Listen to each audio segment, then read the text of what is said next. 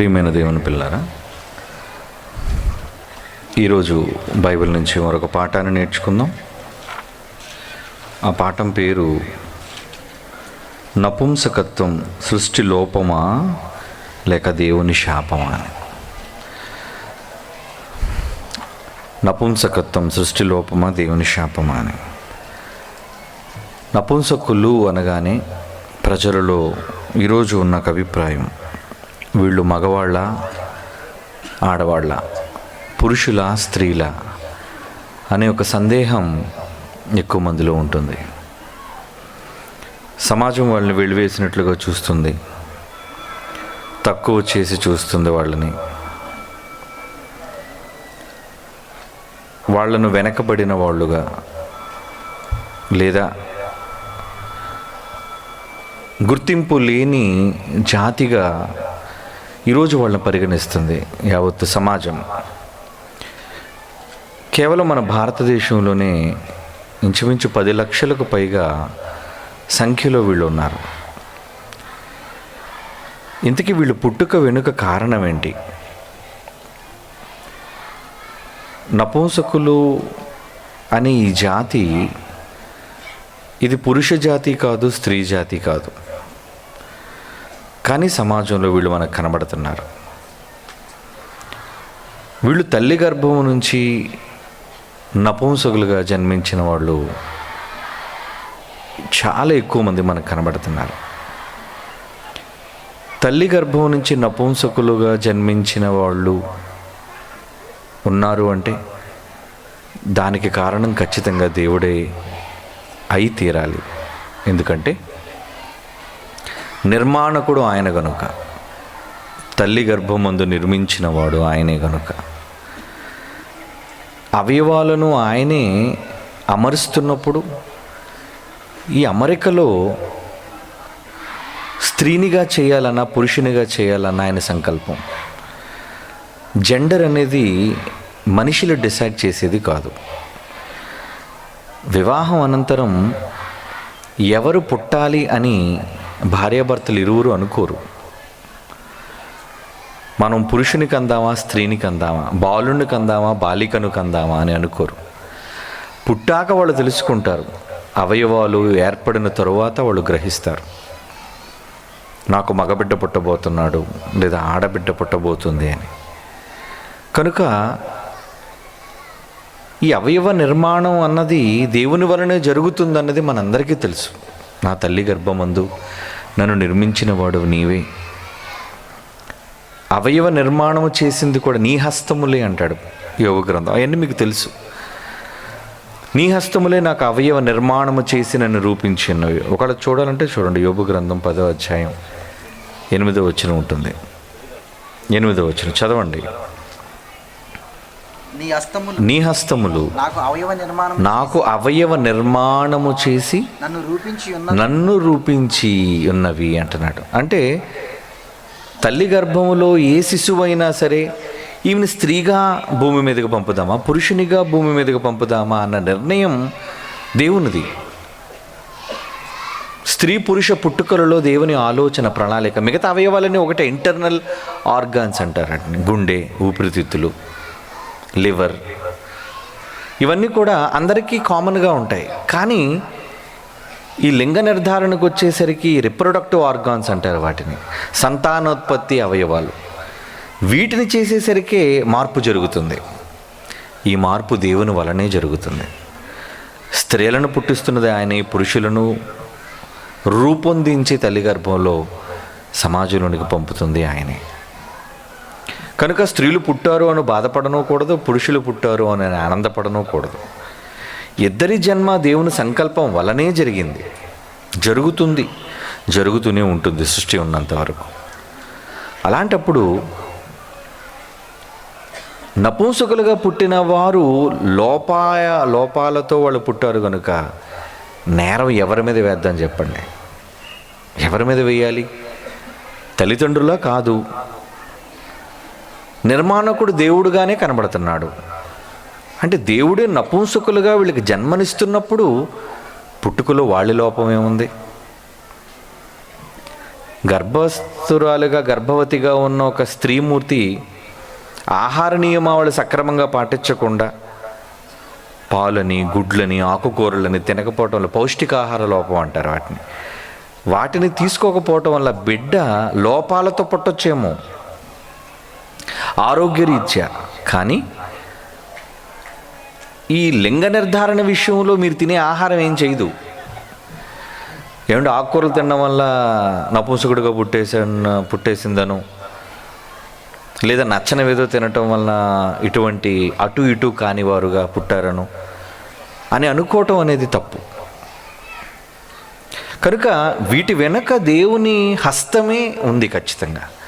అలాంటప్పుడు వాళ్ళ లోపమే ఉంది చెప్పండి, వాళ్ళ తప్పిదమేముంది?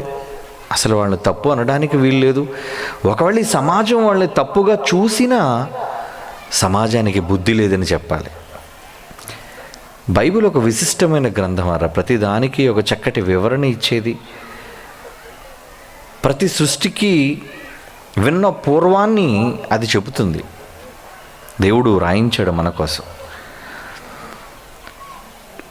ఈ నపుంసకులుగా సమాజంలో పిలువబడుతున్న వాళ్ళు చాలామంది ఉన్నారు. తల్లి గర్భం నుంచి పుట్టిన వాళ్ళు నేను చెప్తున్నాను. హిజ్రాల్ అంటారు వాళ్ళని, ఇంగ్లీష్లో యూనక్స్ అని, కానీ ఇలా రకరకాల పేర్లతో వాళ్ళని పిలుస్తూ ఉంటారు. మన దేశంలోనే ఇంతగా ఉన్నారు అంటే ఇంకా విదేశాల్లో, ప్రపంచ దేశాల్లో చాలామంది వీళ్ళు ఉన్నారు. కనుక వీళ్ళందరూ పుట్టుక విషయంలో లోపమని మనం అనటం సమంజసమా? లోపము అని మనం అంటే దేవుడే లోపం చేశాడా? ఒకరిద్దరు పుడితే లోపం అండి, ఒకరిద్దరు పుడితే లోపం. లక్షల మంది పుడుతున్నారు అంటే అది నిర్మాణం. అనుకోకుండా జరిగేది పొరపాటు, ఒకసారి మాటిమాటికి జరిగేది పొరపాటు ఎందుకు అవుతుంది? కనుక దేవుడు నిర్మాణంలో వీళ్ళ శరీర భాగాలను నిర్మించేటప్పుడు ఎందుకు తేడా చేశాడు అంటే ఏదో ఒక సంకల్పం ఖచ్చితంగా ఉండే ఉంటుంది. అది సమాజం అర్థం చేసుకున్నా చేసుకోలేకపోయినా బైబిల్ తెలిసిన వాళ్ళుగా మనం దేవుడు రాయించిన మాటను బట్టి మనం చెప్పగలం. ఒక మాట బైబిల్ నుంచి ఈ సందర్భంలో చూద్దాం. మత్తయి రాసిన సువార్త 19వ అధ్యాయం తీయండి, 12వ వచనాన్ని చూడండి ప్రియులారా. మత్తయి సువార్త 19వ అధ్యాయం 12వ వచనం, తల్లి గర్భము నుండి నపుంసకులుగా పుట్టిన వారు కలరు, మనుషుల వలన నపుంసకులుగా చేయబడిన వారును కలరు. ఇక్కడ ఇంకో చెప్తున్నాడు చూడండి, పరలోక రాజ్యము నిమిత్తము తమ్మును తామే నపుంసకులుగా చేసుకుని నపుంసకులు గలరు. ఏమంటే ఈ మాటను అంగీకరింపగలవాడు అంగీకరించునుగాక. యేసు పలికిన ఈ మాటలోని ఆంతర్యం చాలా ఉందర్రా. ఎందుకు నపుంసకుల కోసం ఆయన మాట్లాడాలి? ఈ జెండర్ అంటారు. జెండర్ అనగానే మేల్ ఆర్ ఫీమేల్, పురుషలింగమా స్త్రీలింగమా అంటాం మనం. కానీ ఇది పురుషుడు కాదు, స్త్రీ కాదు. ఏమని పిలవాలి? వాళ్ళు నపుంసకులు. వాళ్ళ చూడగానే సమాజం చాలా హాస్యాస్పదంగా, నిజంగా వాళ్ళు కూడా ఆ విధంగా మారిపోవడానికి దైవ సంకల్పం వాళ్ళకు తెలియకపోవటమే కారణం.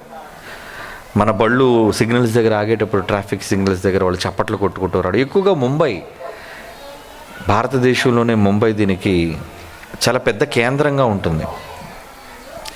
వీళ్ళందరూ అక్కడ కూడుకోవడం, సమాజంగా ఎక్కువ పాపులేషన్, ఎక్కువ శాతంలో వాళ్ళు అక్కడ ఉండటం మనం చూస్తాం.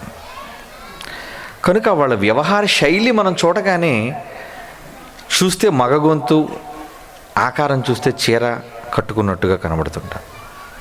అంటే రెండు పాత్రలు ఒక వ్యక్తిలోనే ఉన్నట్టుగా కనబడుతుంది. రెండు పాత్రలు, స్త్రీ వేషం, పురుషుని గొంతు.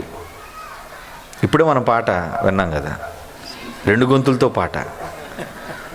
ఒక గొంతు వింటున్నప్పుడు పాట చూస్తే వాళ్ళు ఆడామ పాడుతుందేమో అనుకుంటే పంచి కట్టుకుని పాడుతున్నాడు ఈయన. కనుక కన్ఫ్యూజ్. ప్రియులారా, దేవుడు మనుషులు కన్ఫ్యూజ్ చేయడానికి చేయలేదు. మొదట పురుషుడినే చేశాడు. మొదటి నిర్మాణం ఎవరిది? పురుషునిది. రెండో నిర్మాణం స్త్రీది. పురుషునిగాను స్త్రీనిగాను చేసిన అన్నాడు. పురుషుని స్త్రీని చేసిన ఆయనే మరలా మరొక మూడవ జాతిని ఎందుకు ప్రవేశపెట్టాడు?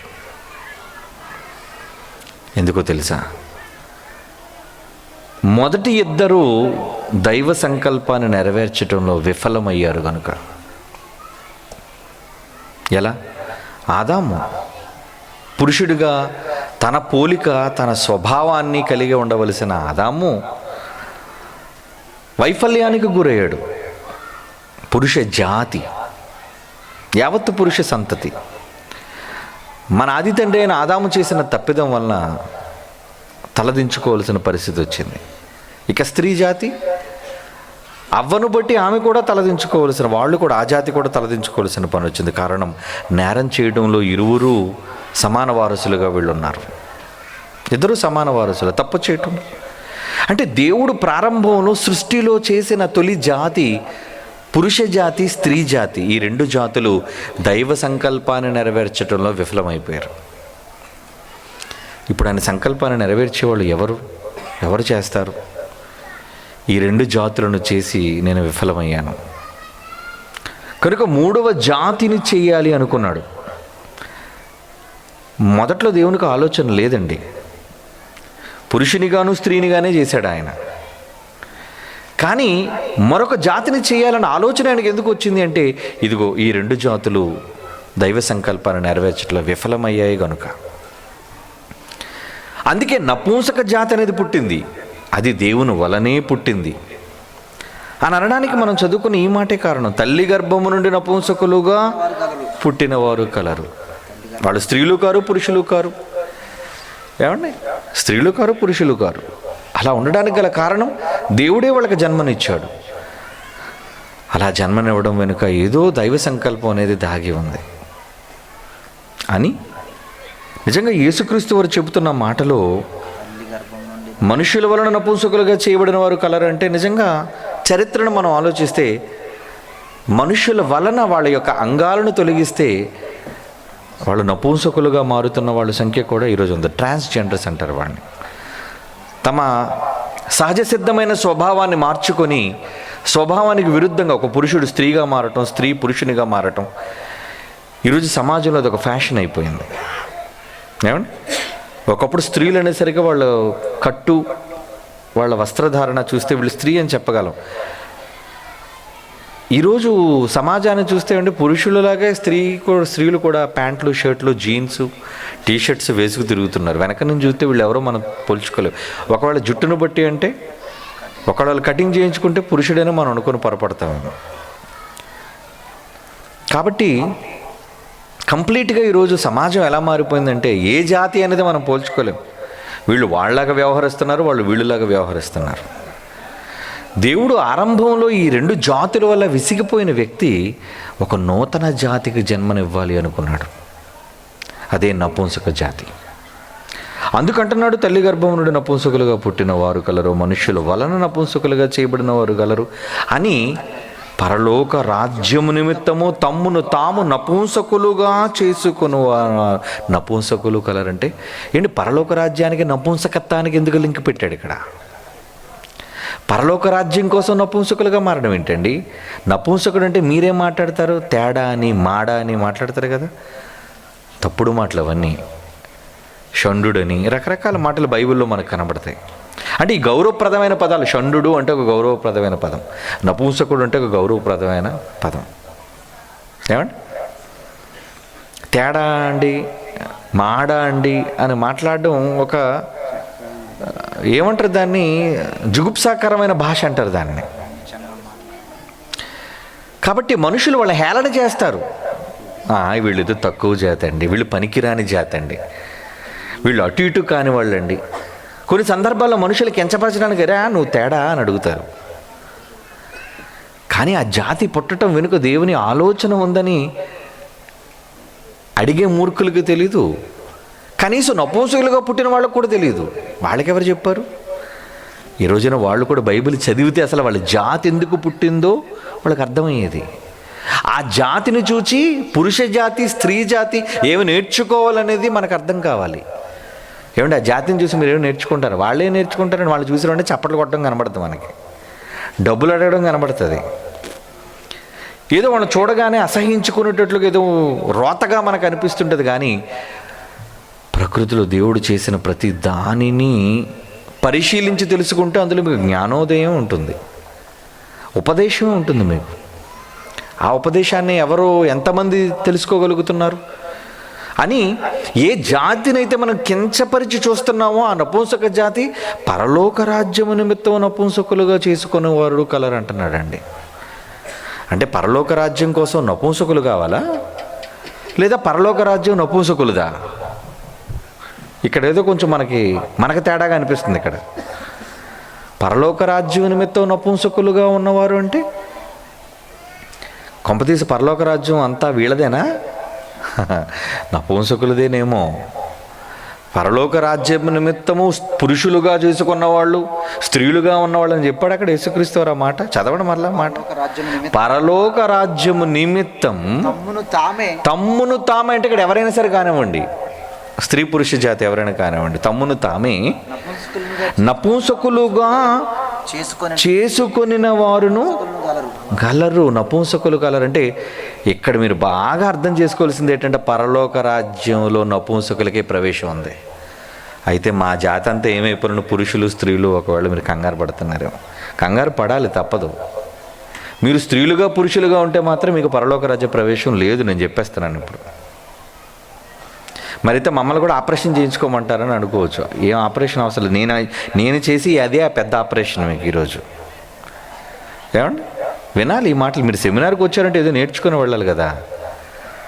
ఏదో వచ్చాం 5 రోజులు పండగలా గడిపోం వెళ్ళాం కాదు. బైబిల్ ప్రపంచ శాస్త్రాలనే తలదన్నేది. అది దానికి ఉన్న ఖ్యాతి ఏంటో ప్రఖ్యాతి ఏంటో అనేది మనం నేర్చుకోవాలి, ప్రపంచానికి చెప్పాలి. ఇప్పటి వరకు బైబిల్లో ఇన్ని సంగతులు ఉన్నాయని ప్రపంచానికి చెప్పే మనగాడు లేడు. బైబిల్ ఓపెన్ యూనివర్సిటీ పుట్టినంత వరకు సుమా ప్రపంచానికి వింతైన సంగతులు మొట్టమొదటిసారిగా మొదటి శతాబ్దపు క్రైస్తవ్యం తర్వాత బైబిల్లో ప్రకటించిన ఘనత అంటూ ఏదైనా ఉందంటే అది బైబిల్ ఓపెన్ యూనివర్సిటీ వాళ్ళని చెప్పక తప్పదు. దానికి కారణం బైబిలే. బైబిల్ మనం చదివే విధానం, అందులో వాళ్ళు నేర్పించే పాఠాలు, సారాంశం. కనుక పరలోక రాజ్యము నిమిత్తం నపుంసకులుగా చేసుకొనిన వారు అంటున్నాడంటే పరలోక రాజ్యము నిమిత్తం నపుంసకులుగా చేసుకోవాలి అన్న విషయాన్ని చెప్పకనే యేసుక్రీస్తు వారు చెబుతున్నారు ఈ సమాజానికి. అవునా? అంతే అర్థమవుతుంది మనకి. పరలోక రాజ్యము నిమిత్తము నపుంసకులుగా చేసుకోవటం. ఇంతకీ యేసుప్రభు ఎవరు? పురుషుడా స్త్రీయా? ఆయన ఎలా పుట్టాడు చెప్పండి? పురుషునిగానే జన్మించాడు. ఆయనకి జన్మనిచ్చిన ఒక స్త్రీమూర్తి మరియమ్మ. ఒక స్త్రీ జాతిలో నుంచి పురుష జాతిగా ఆయన వచ్చాడు. కానీ పరలోకానికి వెళ్ళడం వచ్చేసరికి మాత్రం ఏమంటున్నాడంటే నపుంసకులుగా చేసుకోక తప్పదు అంటున్నాడు. అంటే నపుంసకులుగా ఉన్న వాళ్ళే పరలోకానికి వెళతారు అన్నదే నిజం అనుకుంటే, యేసుప్రభు చెప్పిన మాట వాస్తవం అనుకుంటే, దేవుడు ఎందుకు నపుంసక జాతిని తల్లి గర్భంలో తన హస్తాలతో నిర్మించాడు అన్నది ఆ పరమార్థం మీరు తెలుసుకోవాలి. మీకు పాఠాన్ని నేర్పించడానికే ఈ విషయాన్ని దేవుడు ప్రకృతిలో చేశాడు, చూపించాడు. ఆ జాతిని గురించి ఎవరే మాట మాట్లాడినా బైబిల్ చెప్పిందే సత్యమైనది. బైబిల్ ఇచ్చిన వివరణే సంపూర్ణమైనది. ఎందుకంటే సృష్టికర్త వ్రాయించాడు కనుక ఆ మాట. ఏమండి? ఎందుకు పరలోక రాజ్యంలోనికి నపుంసకుల ప్రవేశం ఉందా అంటే అక్కడైతే ఏ భేదం లేదండి. పరలోక రాజ్యంలో పరిస్థితులు ఎలా ఉంటాయంటే యేసుక్రీస్తు వారి దగ్గరికి ఎవడో వచ్చాడు, పనికిమాలినోడు వచ్చి, మా ఊర్లో ఒక ఆవిడకి పెళ్ళయింది, 7 ఉన్నారు వరుసగా భర్తలు, ఆవిడకి 1 by 1 పెళ్లి చేసుకున్నారు, అందరూ చచ్చారు, ఇందుకు పరలోకంలో ఈవిని ఎవరికి పంచుతారో అని అడుగుతున్నాడు. ధర్మ సందేహం, దరిద్రుడు.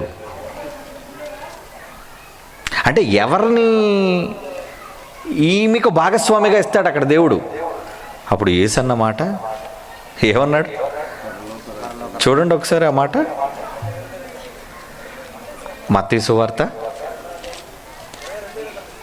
సువార్త 22వ అధ్యాయం 29వ వచనం చదవండి. అందుకు యేసు, మీరు లేఖనాలను కానీ దేవుని శక్తి అర్థం కావట్లేదురా, మీకు ఎంతసేపు పెళ్లి గొడవలే, పొరబడుతున్నారు మీరు. పునరుద్ధానమందు అసలు తిరిగి లేచిన తరువాత ఈ దిక్కుమాల దేహాలను విడిచిపెట్టిన తరువాత ఎవరును పెళ్లి చేసుకొని ఎవడు పెళ్ళిళ్ళు చేసుకోడు. ఇయ్యబడరు. పెళ్ళికి ఇవ్వడానికి ఇక్కడ స్త్రీలు ఉండరు, అక్కడ పెళ్ళికి పుచ్చుకోవడానికి పురుషులు ఉండరు. పరలోకమందున్న దూతల వలె ఉందురు. దూతల వలె ఉందురు అంటే పెళ్లి గొడవలు లేవు పరలోకంలో అంటున్నాడు. పరలోకంలో పెళ్లి తంతులు లేవని అంటే స్త్రీ పురుష భేదాలు అక్కడ లేవు, అంతే కదా. స్త్రీ పురుష భేదాలు అక్కడ లేవనే కదండి. అంటే పరలోక రాజ్యంలో ఈ లింగ నిర్ధారణ కానీ లింగ భేదాలు కానీ లేవు. భూమి మీద ఉన్న ఈ స్త్రీ పురుష భేదాలు అక్కడ ఉండవు. స్త్రీ పురుషుడు అనగానే ఏంటంటే రిప్రొడక్షన్ కోసమే కదండి, సంతానోత్పత్తి కోసం దేవుడు భూమి మీద శరీరంలో పెట్టిన ఒక ధర్మం అన్నారు దాన్ని. శరీర సంబంధమైన ఈ ధర్మంలో వీళ్ళ కలయికలో ఒక నూతన జన్మ అనేది జరుగుతుంది. అక్కడికి వెళ్ళేసరికి అయేం అవసరం లేదు, అక్కడ దూతల వలె ఉంటారు. అంటే దూతలందరూ కూడా నపుంసకులా ఏమంటే అక్కడ ఆడా కాదు మగా కాదు అన్నారంటే అక్కడ మరి ఇంక మూడోది మనం చెప్పుకోవాల్సిన జాతి ఏంటి మీరు చెప్పండి. అక్కడ పురుషులు కాదు స్త్రీలు కాదు, అక్కడ పెళ్ళికి తీసుకోరు పెళ్ళికి ఇవ్వబడరు. అంటే పెళ్ళికి ఇచ్చేవాళ్ళు భార్యలు అయితే పెళ్ళికి తీసుకున్న వాళ్ళు పురుషులు. అంటే పురుష జాతి లేదు స్త్రీ జాతి లేదన్నాడు. అంటే అక్కడ ఉండే జాతి ఏదన్నమాట. మరలా యేసు చెప్పాడు చూసారా, చెప్పకనే ఏం చెప్పాడు అక్కడ ఏం జాతి, మరలా అక్కడ నపుంసక జాతి కనబడుతుంది మనకి. ఇందుకు ఏంటి నపుంసక జాతిలో ఏమండి శరీర సంబంధమైన నిర్మాణంలో కూడా ఈ నపుంసకులలో ఉన్న ఒక ప్రత్యేకమైనది ఏంటో తెలుసా అండి, వాళ్ళకి యాక్చువల్గా ఈ టెస్టోస్టెరాన్ అనే హార్మోన్ ఉండదండి. లేదా ఒకరిపై ఒకరికి వ్యామోహం, ఒకరిపై ఒకరికి మక్కువ, కోరిక, దేహ సంబంధమైన ఆకర్షణ ఉండవర్రా. తల్లి గర్భం నుంచి నపుంసకులుగా పుట్టిన వాళ్ళ కోసం చెప్తున్నాడు సుమా. మనుష్యుల వలన అక్రమంగా వక్రంగా చేయబడిన దుర్మార్గుల కోసం నేను చెప్పటం లేదు. తల్లి గర్భం నుంచి నపుంసకులుగా పుట్టారు అంటే అది దేవుని వలన జరిగిన జన్మది. తల్లి గర్భములోని నపుంసకులుగా దేవుడు తీర్చిదిద్ది భూమి మీదగా పంపిన వైనం అది. అలా ఎందుకు పంపాడు తెలుసా? ఆదాము అవ్వను చూసి మోహించాడు, అవ్వ ఆదామును చూసి కోరిక తెచ్చుకుంది. వీళ్ళిద్దరూ ఒకరి మీద ఒకరిని వ్యామోహంతో కదండి తప్పు చేశారు వీళ్ళు ఇద్దరు. ఈ తోడు దొంగలు ఇద్దరు ఎందుకు ఒకటే అయ్యారు మీరు చెప్పండి? ఈ తోడు దొంగలు ఇద్దరు ఎందుకు ఒకటే అయిపోయారు చెప్పండి? ఈయన మా ఆయన, ఎందుకు మీ ఆయన? మీ ఆయన మీద నీ కోరిక ఉంది కనుక. మరి నీ సంగతి ఏంటి నాయన? మా ఆవిడ కదండి, నా ఎముకలో ఎముక, ఆవిడికి నాకు మధ్యలో ఎఫెక్షన్. అంటే వీళ్ళిద్దరి మధ్యలో ఆకర్షణ తప్పు చేయించింది వీళ్ళ చేత. అవునా కదా మీరు చెప్పండి? ఒకరిని ఒకరు ఇష్టం చేత, ప్రేమ చేత, ముఖ్యంగా శరీర సంబంధమైన వ్యామోహం చేత కప్పుకున్నారు. తప్పునైతే ఒప్పుకోలేదు కానీ తప్పును మాత్రం కప్పుకున్నారు. తప్పు చేయడానికి కారణం ఏంటంటే ఎందుకు ఆదాముకు పండిస్తే తినేశాడు? ఆదాముకు పండిస్తే తినేశాడు. ఏమే ఎందుకు ఈ పండు తెచ్చావు నువ్వు? దేవుడు తినొద్దు అన్నాడు కదా, నాన్న చంపేస్తాడు, ఈ పండు తినకూడదు అని అనలేడు ఆదాము అవ్వని? భార్యను చూసి చెప్పలేడండి? పోనీ తెలియకుండా ఏమైనా పడుకోబెట్టి ముక్కల కోసి ఇచ్చేసిందా? లేదు, ఆదాము ఎరుకనే తెచ్చింది. తెచ్చి ఎవరికి ఇచ్చిందంటే ఆదాముకి ఇచ్చింది. ఆమె తినేసింది ముందు. పోనీ తిన్నదేదో ఆవిడ నిశ్శబ్దంగా ఉన్నా బాగున్నావు ఏమండి? కొన్నిటిని తెచ్చి తన భర్తకి ఇచ్చాను అనంది. భర్త ఎందుకు కాదనలేకపోయాడు? ఎంతకైనా ప్రేమ కదండి. ఆమె పైన ఏదో తెలియని ఒక కోరిక, ఎఫెక్షన్. ఏమండి? ఆత్మ సంబంధమైన ఎఫెక్షన్ కాదు అది, శరీర సంబంధమైన వ్యామోహం. నా భార్య, ఇంకా చెప్పుకోవాలంటే మా ఇద్దరి వ్యామోహం తీరాలంటే ఒకరినొకరు మేము కలుసుకోవాలి. కనుక వీళ్ళిద్దరూ తప్పు చేయటంలో ఈ రెండు జాతులు ఫెయిల్ అయిపోయాయి. దేవుడు విసిగిపోయాడు వీళ్ళు వాళ్ళ. అందుకే నూతన జాతికి నేను జన్మనిస్తాను, అదే నపుంసక జాతి. ఇంకా పరలోక రాజ్యంలో నాకు పురుషులు స్త్రీలు వద్దు. నాకు పురుషులుగా స్త్రీలుగా పుట్టిన వాళ్ళని నేను రానివ్వను. మరి ఎలా ఉండాలి ప్రభువా? నువ్వు వెళ్ళి చెప్పు, ఈ సమాజానికి చెప్పు. అందుకే యేసు చెప్తున్నాడు ఈ మాట. ఏమని? పరలోక రాజ్యము నిమిత్తము తమ్మును తాము నపుంసకులుగా చేసుకుని వారు కలరు. పరలోక రాజ్యం నిమిత్తం ఇప్పుడు నపుంసకులే కావాలి, నపుంసకులకే పరలోక రాజ్యం వస్తుంది. మరి ఏం చేయాలి? ఇప్పుడు మనం పురుషులుగాను స్త్రీలుగాను పుట్టేశాం. అయితే ఇప్పుడు నపుంసకులుగా పుట్టిన వాళ్ళందరూ పరలోకానికి వెళ్ళిపోతారా? అది కూడా తప్పే. ఆయన ఏం కోరుకున్నాడో, ఆయన ఏదైతే సాధించాలి అనుకున్నాడో అది భూమి మీద ఉన్న ఈ మానవ జాతిలోని ఈ 3 జాతులు సాధిస్తేనే పరలోకం. పురుష జాతి కానివ్వండి, స్త్రీ జాతి కానివ్వండి, నపుంసక జాతి కానివ్వండి. ఏది కేవలం పుట్టుక మాత్రమే నపుంసకుడుగా పుట్టాను కాబట్టి నేను ఏ పని చేయకపోయినా పరలోకానికి వెళ్ళిపోతాను అనుకుంటే అది పొరపాటు. ఏంటి, ఒకళ్ళు నపుంసకులుగా పుట్టిన వాడే పరలోకానికి వెళ్ళిపోయే అర్హత ఉంది అనుకుంటే ఫిలిప్పు పరిగెత్తుకుని ఎందుకు వెళ్ళి బాప్తిసం ఇవ్వాలి ఆయనకి? చెప్పండి, అవునా? పరిగెత్తుకుంటూ నువ్వు వెళ్ళు, ముందు యెషయా గ్రంథం చదువుతున్నాడు, అర్థం కావట్లేదు అతనికి, నువ్వు వెళ్ళి చెప్పు అన్నాడు. అతనికి త్రోవలోనే ఎందుకు బాప్తిసం దేవుడు ఇప్పించాడు? ఫిలిప్పును తొందరపెట్టి పరిశుద్ధాత్మను ప్రేరేపించి. అంటే నపుంసకుడు కూడా బాప్తిసం తీసుకుంటేనే కానీ పరలోకానికి వెళ్ళడు. నపుంసకుడికి కూడా రక్షణ అవసరం. శరీర సంబంధంగా, దేహ సంబంధంగా నపుంసకుడిగా పుట్టాడు కాబట్టి అది ఒక్కటే నీకు పరలోకాన్ని ఇవ్వదు. దేవుడు అనుకున్న కాన్సెప్ట్ ఏదైతే ఉందో, దేవుడు అనుకున్న భావం ఏదైతే ఉందో అది వాళ్ళ మధ్య నెరవేరాలి. నువ్వు నపుంసకుడు అయినా, పురుషుడు అయినా, స్త్రీ అయినా. ఈ 3 కదండి జాతులను. ఇంకేం జాతులు అని చెప్పండి? మానవ జాతులు ఇంకే జాతి ఉంది చెప్పండి? ఈ 3 తప్ప వేరే జాతులు ఏవీ లేవు. కనుక యేసుక్రీస్తు వారు ఆ మాట అనటంలోని ఆంతర్యం, దేవుడు కూడా నపుంసకుడికి వాక్యాన్ని విశదపరిచి బాప్తీసాన్ని ఇప్పించే రక్షణ భాగ్యులకు తీసుకుని రావడానికి గల కారణం పరలోక రాజ్యం అలాంటి వారిదని. అంటే ఇప్పుడు పరలోక రాజ్యం నిమిత్తం నపుంసకులుగా చేసుకోవటమే చాలా ప్రాముఖ్యమైన విషయం అన్నమాట. ఏమండి, ఇప్పుడు పరలోక రాజ్యం నిమిత్తం మనల్ని నపుంసకులుగా ఎలా చేసుకుంటామండి? పరలోక రాజ్యం నిమిత్తం మనల్ని మనం నపుంసకులుగా ఎలా చేసుకుంటాం చెప్పండి? నపుంసకులు అనేసరికి చాలా మందిలో ఒక హేయమైన జాతి అని మీరు అనుకుంటున్నారు కదా. వాళ్ళ కోసం దేవుడు ఏమన్నాడు ప్రవక్త ద్వారా ఈరోజు మీరు చూడాలి. యెషయా గ్రంథం 56వ అధ్యాయం 3, 4, 5 వచనాలు చూడండి. యెషయా గ్రంథం 56వ అధ్యాయం 3, 4, 5. యెహోవాను హత్తుకొని అన్యుడు నిశ్చయముగా యెహోవా తన జనములో నుండి. సరిగ్గా చదవండి బైబిల్ చదివేవాడు. నిశ్చయముగా యెహోవా తన జనులలో నుండి నన్ను వెలివేయనని మీరు అనుకోవద్దు. షండు అంటున్నాడు చూడండి. షండు అనగానే అదే నపుంసక జాతి. నేను ఎండిన చెట్టును అనుకోనవద్దు. నేను ఎండిన చెట్టును, నా చెట్టు వల్ల ఎవరికి ఫలం లేదు, ఆకు లేదు, అంతే కదా. ఎండిపోయిన చెట్టు అంటే దానివల్ల ఎవరికి ఏ ఉపయోగం లేదు అని అనుకుంటున్నావా? షండుడితో చెప్తున్నాడు, నేను నియమించిన విశ్రాంతి దినములను ఆచరించుచు నాకిష్టమైన వాటిని కోరుచు నా నిబంధనను ఆధారము చేసుకొనుచున్న షండులను గూర్చి యెహోవా ఇలాగ సెలవిచ్చుచున్నాడు. ఎవరైతే నేను చెప్పిన ధర్మం ప్రకారంగా చేసుకుని నెరవేరుస్తున్న షండుల గురించి చెప్తున్నాను. పిల్లలు రానివ్వకండి, తగిలేయండి.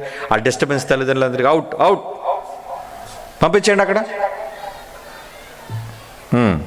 నా ఇంటను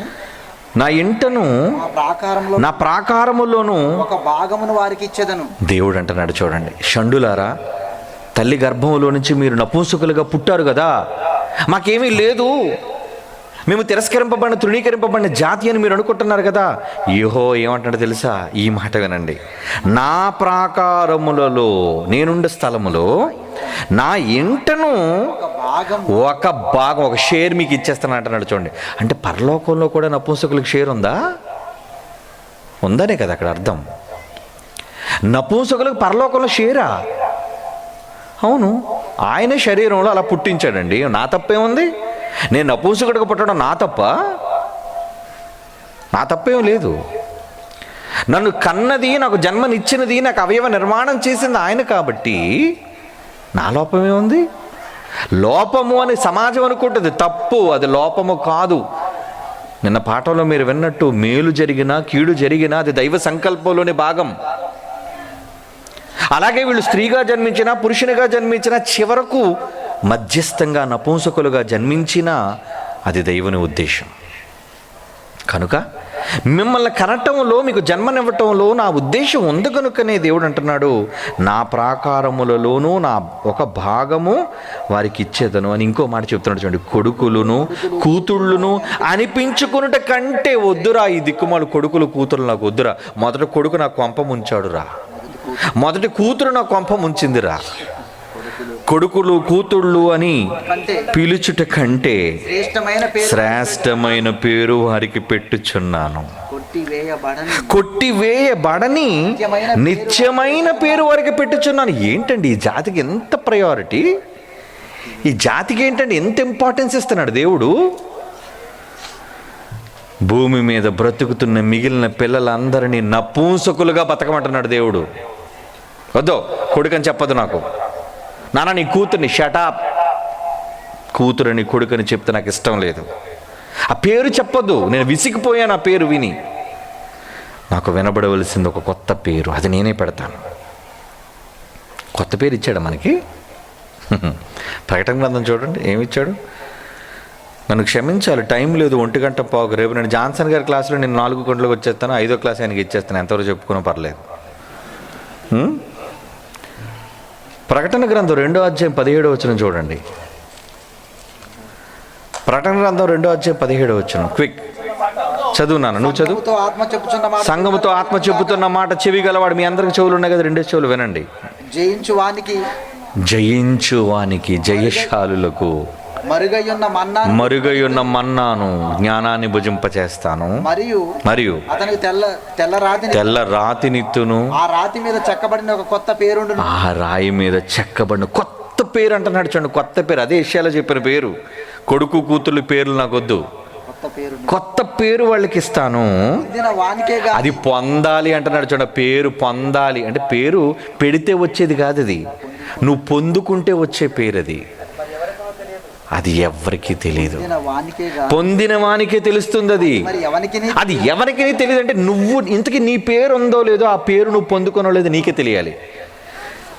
నా ప్రసంగం అయిన తర్వాత తెలిసిపోద్ది మీకు ఆ పేరు ఉందో లేదు ఇప్పుడు. ఎందుకంటే ఆ పేరు ఉంటేనే పరలోకానికి వెళ్తారు. రాయబడిన చెక్కబడిన ఒక కొత్త పేరు దేవుడు ఏదైతే కొడుకులు కూతుళ్ళు అనిపించుకున్నట్టు కంటే ఒక కొత్త పేరు మీకు ఇస్తానంటున్నాడే, ఆ కొత్త పేరు అది పొందిన వానికి అర్థమవుతుంది. ఇంతకీ నాకు ఉందా ఆ పేరు? మనం పొందామా ఆ పేరు? ఆ పేరు మనం ఏమైనా పొందుకున్నావా? ఉందా మీకు ఆ పేరు? నా పేరే నాకు తెలీదు. చూడండి ఆ మాటలు నా ఆంతర్యం చూడండి. మరొక మాటని ఈ సందర్భంలో ఒకసారి మనం చూద్దాం. యెషయా గ్రంథం 64వ అధ్యాయం 8వ వచనం. యెషయా గ్రంథం 64వ అధ్యాయం 8వ వచనం. యెహోవా నువ్వే నాకు తండ్రివయ్యా, మేము జిగటమన్ను, నీవు మా కుమ్మరివాడు, మేమందరము మీ చేతి పని అయి ఉన్నాము. అంటే మనం అంతా ఎవరి పని? దేవుని చేతి పనిగా ఉన్న వాళ్ళంగా ఉన్నాం కదా. అంటే ఈరోజు మన పుట్టుక స్త్రీలుగా పుట్టినా పురుషులుగా పుట్టినా మొత్తానికి ఆయన చేతి పని వల్ల పుట్టామండి, వదిలేయండి, భూమి మీదకి వచ్చేసాం.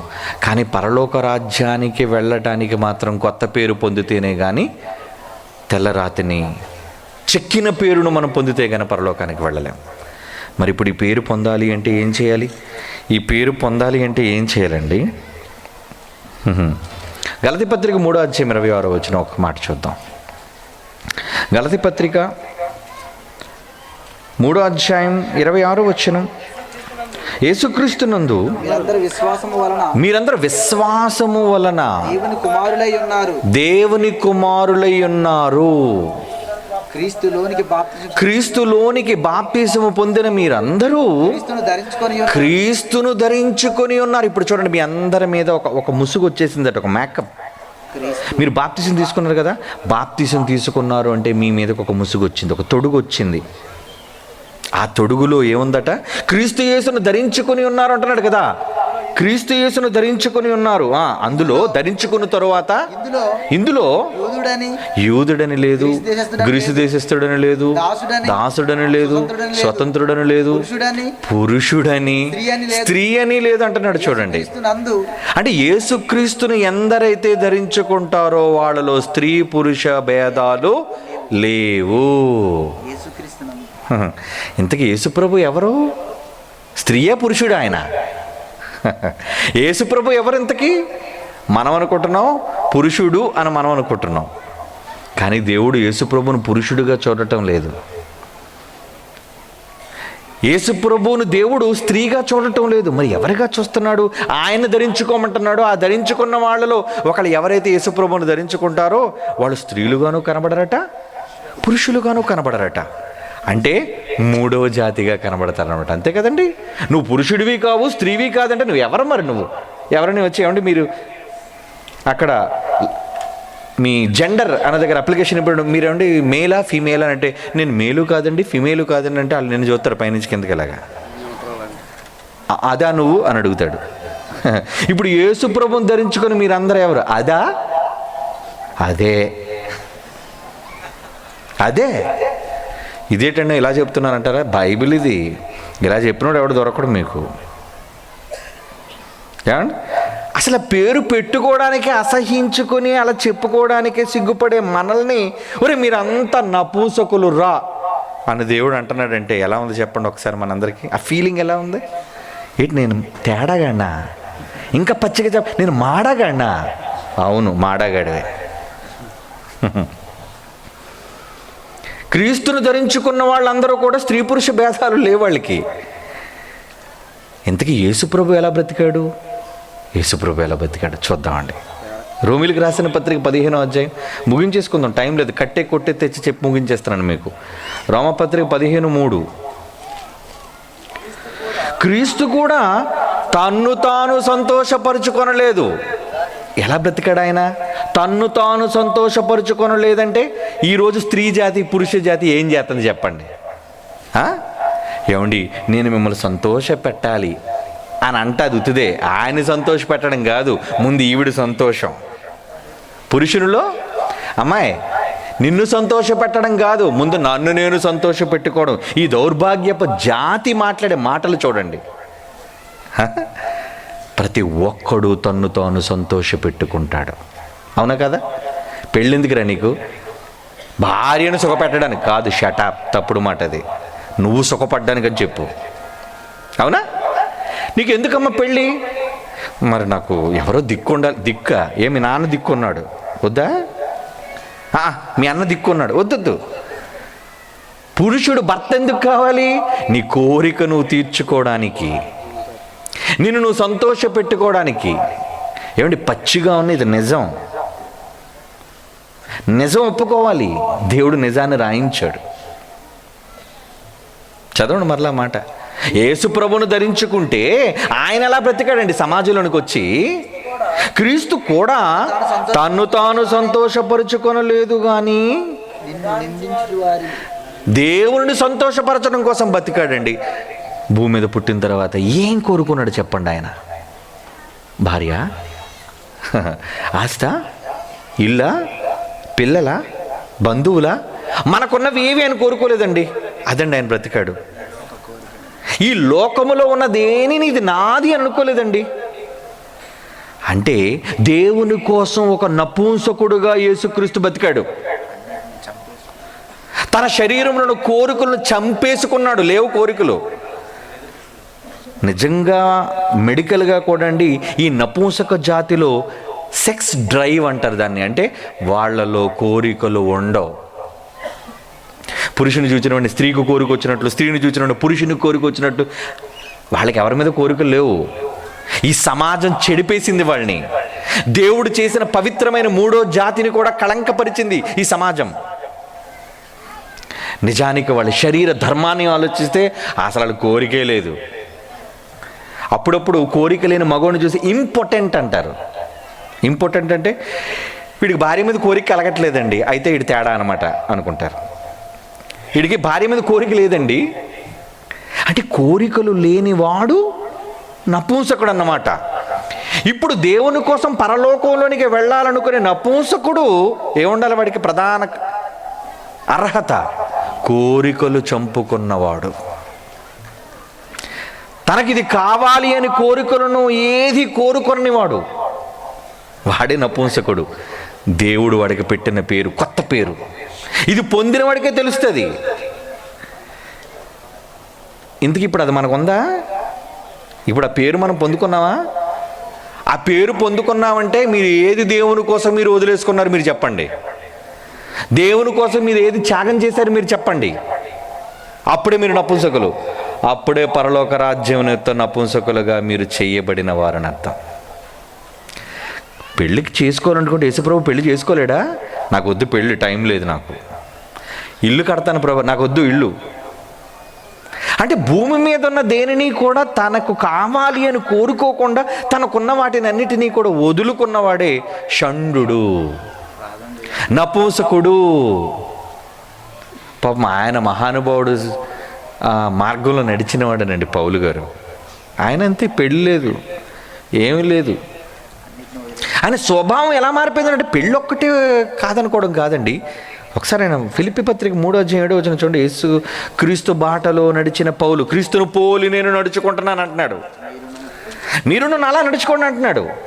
క్రీస్తుని పోలి నేను నడుచుకుంటున్నాను, నాలాగే మీరు నడుచుకోండి అంటున్నాడు.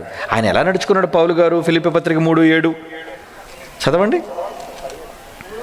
3:17 సహోదరులారా మీరు నన్ను పోలి నడుచుకోండి, మేము మీకు మాదిరి అయి ఉన్న ప్రకారము. చూడండి 7వ వచనం.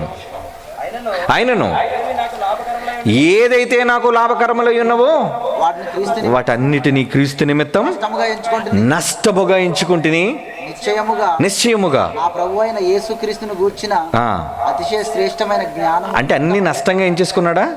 పెంటతో సమానంగా ఎంచుకున్నాడా? సమస్తమును నష్టముగా ఎంచుకొనుచున్నాను.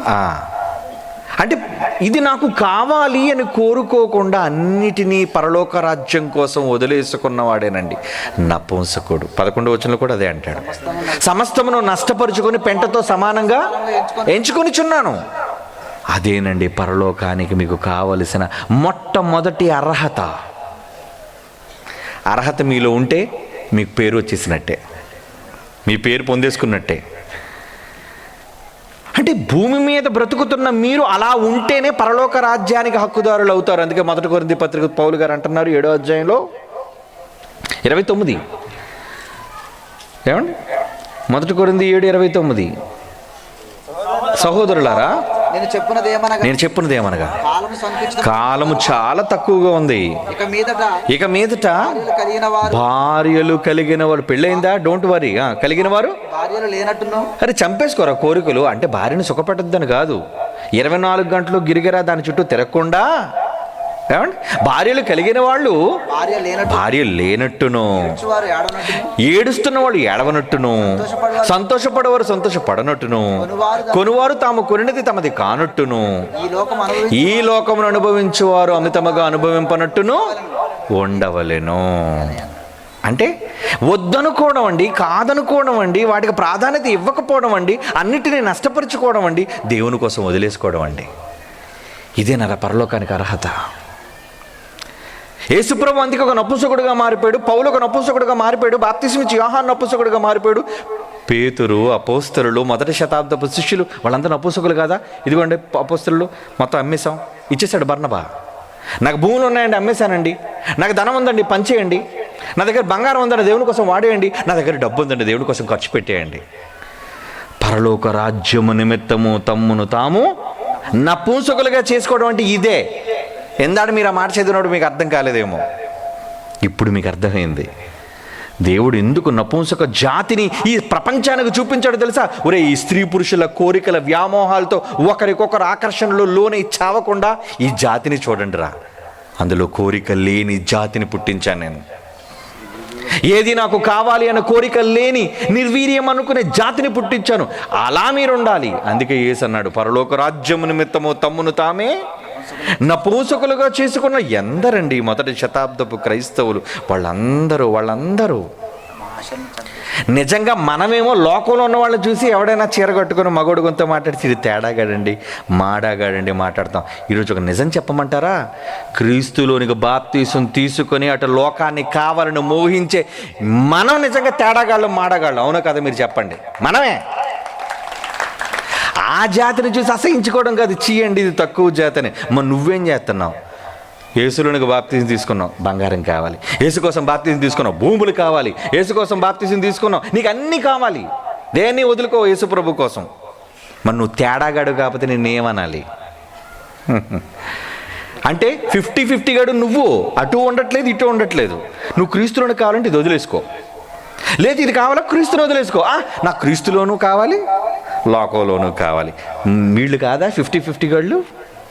అలాంటి వాళ్ళని చూసి దేవుడు ఏమన్నాడు తెలుసా? ప్రకటన గ్రంథంలో ఒక మాట అంటున్నాడు చూడండి, 3వ అధ్యాయం, నిలువెచ్చగా అదేనా 15. ప్రకటన గ్రంథం 3వ అధ్యాయం. నీ క్రియలు నాకు తెలుసు. అరే నువ్వేం పనులు చేస్తున్నావు తెలుసు. ఇది ఎవరితో చెప్తున్నాడు? సంఘంతోనే చెప్తున్నాడు. క్రీస్తులోనికి బాప్తీసం పొందామని చెప్పుకుంటున్నారు చూసారా, మేమంతా క్రీస్తుని ధరించేసుకున్నామని చెప్పుకున్నారు చూసారా, అలాంటి వాళ్ళతో చెప్తున్నాడు. నీ క్రియలు నాకు తెలుసు. నువ్వు చల్లగానైనా ఉండరా, నువ్వు మగగానైనా ఉండరా, లేదా ఆడదానిగానైనా ఉండరా. నువ్వు ఎలాగుంటున్నారంటే వీళ్ళు నువ్వు చల్లగానైనాను వెచ్చగానైనాను లేవు. చల్లగానైనాను వెచ్చగానైనాను ఉండగా మీరు నులువెచ్చని స్వభావంతో ఉన్నారు కనుక ఏం చేస్తానంటున్నాడు? పిలిచి దండేస్తానంటలేదు, కేండ్రగించి మొహం మీద ఉమ్మేస్తానంటున్నాడు. చూడండి, అంటే దేవుడిలోనికి వచ్చి బ్రతుకుతో ఉన్న మాట ఇచ్చే మరలా లోకం కోసం పరిగెట్టేవాడే మాడగాడు. ఆయన అసహించుకునే జాతి అది. కానీ పరలోకం కోసం అన్నీ వదిలేసుకునే నపుంసకుడుగా నువ్వు మారితే నీకు కొత్త పేరు ఇస్తానంటున్నాడు, పరలోకంలో నిన్ను ప్రవేశపెడతానంటున్నాడు. అందుకే పరలోక రాజ్యం నిమిత్తం, పరలోక రాజ్యం కోసం నపుంసకులుగా చేసుకున్న వారు కలరు. చదవండి, ఆ మాట ముగించేసుకుందాం. 19 మత్తయి సువార్త 19:12 అండి. తల్లి గర్భం నుండి నపుంసకులుగా పుట్టిన వారు గలరు, మనుష్యుని వలన నపుంసకులుగా చేయబడిన వారును గలరు అని అక్కడ ఆపేలేదు. పరలోక రాజ్యము కోసం తమ్మును తామే నపుంసకులుగా చేసుకొనిన నపుంసకులు గలరు. ఈ మాట అంగీకరింపగలవాడు అంగీకరించునుగాక. యేసు చెప్పిన మాటలో ఎంత పరమార్థం ఉందండి. నిజంగా హ్యాట్స్ ఆఫ్ బైబిల్కి. మనమేమో ఆ జాతిని చూసి అసహించకుండా, కానీ నిజంగా ఆ జాతిలా మనం బతుకుతున్నాం ఈరోజు. ఎంతమంది క్రైస్తవులు మాడాగాడు లేరు చెప్పండి? మొత్తం క్రైస్తవ జాతి అంతా మాడా జాతిగానే బతుకుతుంది. అవునా? దేవుడికి కావలసింది అలా కాదు, 50-50గా ఉండటం కాదు. దేవుని కోసం ఒక స్వచ్ఛమైన జాతిగా కోరికలను చంపుకొని దేవుని కోసం సమస్తాన్ని త్యాగం చేసి నిన్ను నీవే దేవుని కోసం సమర్పించుకునేవాడివిగా నువ్వు కావాలి. అప్పుడే నీకు పరలోకం. అందుకే యేసు అలా బ్రతికాడు, పౌలు అలా బ్రతికాడు, పేతురు అలా బ్రతికాడు, మొదటి శతాబ్దపు సంఘం అలా బ్రతికింది. ఈ రోజుకి కూడా మనకు అదే నేర్పిస్తుంది బైబిల్. పరలోక రాజ్యంలో మీరు అక్కడ దేవదూతల వలె ఉంటారు. అక్కడ శరీర సంబంధమైన కోరికలు లేవు. అక్కడ అవాంఛలు లేవు. అక్కడ ఒకరినొకరు ఆకర్షించుకోవడాలు లేవు. అక్కడ చచ్చిన తర్వాత నీ భర్త కూడా అక్కడ కనబడ్డానుకో, ఏమండి పతియే ప్రత్యక్ష దేవం అన్నాను కదా, hello brother, how are you? బ్రదరే, భూమి మీద తాళి కట్టాడు నీకు తాళి కట్టాను నేను. బయట ఆడాకారం లోన మొగోడు. ఏమండి నిజంగా ఎవరికైనా ముసుగు కట్టిన తర్వాత మీ పక్కన పెళ్లి కూతురు కూర్చోబెట్టి తాళి కట్టేసిన తర్వాత ముసుగు తీస్తారు, మీసాలు గడ్డాలతో ఉందనుకోండి, మీరు ఏమనుకోండి, నీకు కట్టేసానంటే తాళి. నువ్వు ఇప్పుడు ఎంతైతే షాక్ అవుతావో, పరలోకానికి వెళ్ళిన తర్వాత మీ భార్యాభర్తలు ఈ జంట ఒకరినొకరు చూసి అలాగే షాక్ అయిపోతారు. ఏంటంటే మీకు కట్టేశాను. అది పరలోక వాతావరణం. కనుక అక్కడ ముందు షాక్ అవ్వకుండా ఉండాలంటే ఇక్కడ మీకు ఎలక్ట్రిక్ షాక్ ఇస్తారండి, అందుకే ముందు తేరుకుంటారని. ఈ బైబిల్ షాక్ అంటారు దీన్ని. ఇది మీరు తెలుసుకున్నారు అనుకోండి, ఇప్పుడే మీకు జ్ఞానోదయం, మీ మనోనేత్రాలు వెలిగించబడ్డాయి. అక్కడికి వెళ్ళిన తర్వాత కూడా మీకు అంతా తెలుసుకుంది. నాకు ముందే తెలుసు ఈ విషయం అంతా. అందుకే నేను భూమి మీద నపుంసకుడిగా బ్రతికాను. ఇప్పుడు చెప్పండి, నపుంసక జాతి శాపమా వరమా? నిజంగా నపుంసకుడిగా పుట్టడం ఒక వరం. పోనీ నపుంసకుడిగా మనం పుట్టలేకపోయామండి, పర్లేదు, నేను పురుషుడిగా పుట్టేశాను, మీరు స్త్రీలుగా పుట్టేశారండి మీలో కొందరు. కానీ ఇంకా మనం దేవుడి కోసం నపుంసకులుగా బతికే అవకాశం దేవుడు మనకి ఇచ్చాడు. అంటే ఇప్పుడు ఆ నపుంసక జాతి అనేది హేయమైన జాతి కాదు, అలా బతికినోడితే పరలోకం. ఇప్పుడు చెప్పండి, నపుంసకులుగా బతుకుదామా? నపుంసకులుగా బతికితేనే పరలోకం. కళ్ళు మూసుకోండి. పరిశుద్ధుడైన తండ్రి, ఈ జన్మను ప్రసాదించి తల్లి గర్భంలో మీరు ఇచ్చిన ఈ రూపం మీ సంకల్పాన్ని నెరవేర్చటం కోసం మేము ఉపయోగించుటకు సహాయం దయచేయండి. మీరు ఇవ్వబోయే రాజ్యంలో నపుంసకులదే రాజ్యం అని మాకు అర్థమైంది కనుక పరలోక రాజ్యం కోసం మమ్మల్ని మేము నపుంసకులుగా చేసుకొని మీ ఇష్టాన్ని నెరవేర్చటం కోసం మేమంతా ముందుకొచ్చి దేవా ఆ మహాలోకాన్ని స్వాస్థ్యంగా సంపాదించుకొనగలిగే భాగ్యాన్ని మాకు మా కుటుంబాలకు అనుగ్రహించవలసిందిగా వేడుకుంటూ యేసుక్రీస్తు వారి సర్వోన్నతమైన నామములో ఈ ప్రార్థన మీకు సమర్పించుచున్నాము తండ్రి. ఆమేన్. God bless you.